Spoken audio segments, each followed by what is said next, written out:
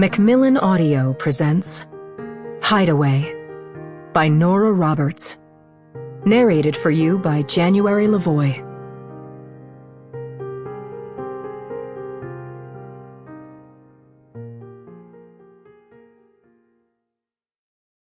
To family, of the blood and of the heart.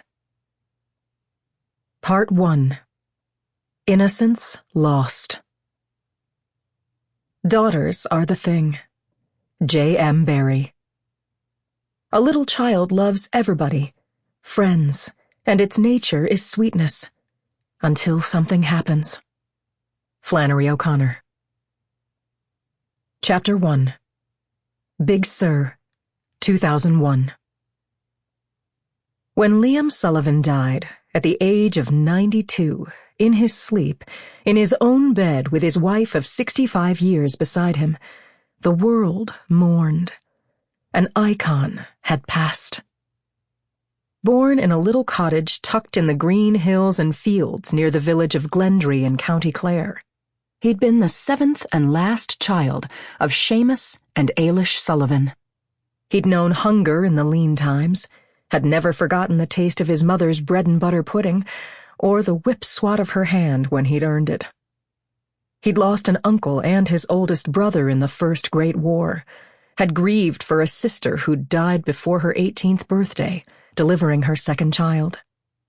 He'd known from an early age the back-breaking work of plowing a field behind a horse named Moon. He'd learned how to shear a sheep and slaughter a lamb, to milk a cow and build a rock wall.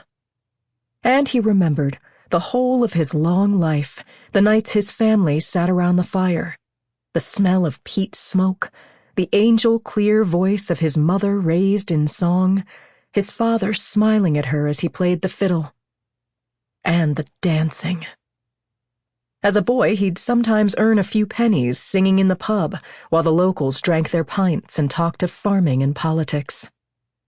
His soaring tenor could bring a tear to the eye, and his agile body and fast, clever feet lift the spirit when he danced.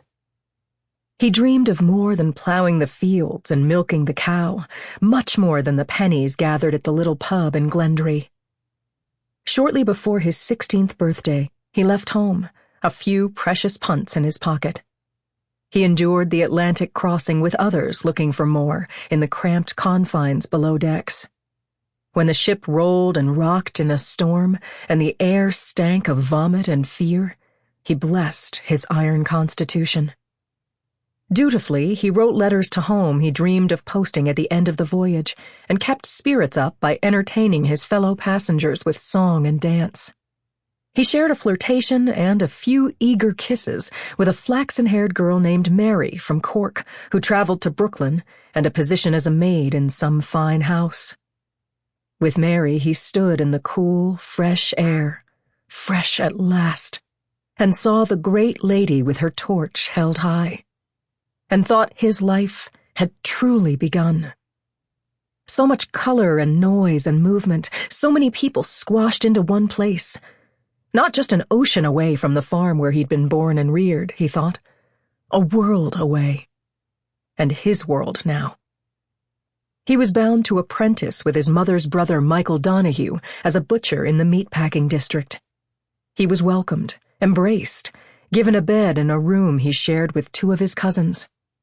While in only a matter of weeks he grew to hate the sounds, the smells of the work, he earned his keep.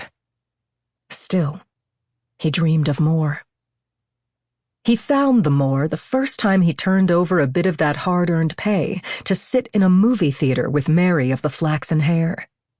There, he saw magic on the silver screen, worlds far beyond everything he knew, worlds holding everything a man could want.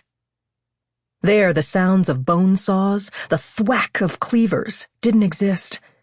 Even Pretty Mary faded away as he felt himself pulled into the screen and the world it offered. The beautiful women, the heroic men, the drama, the joy. When he surfaced... Sample complete. Ready to continue?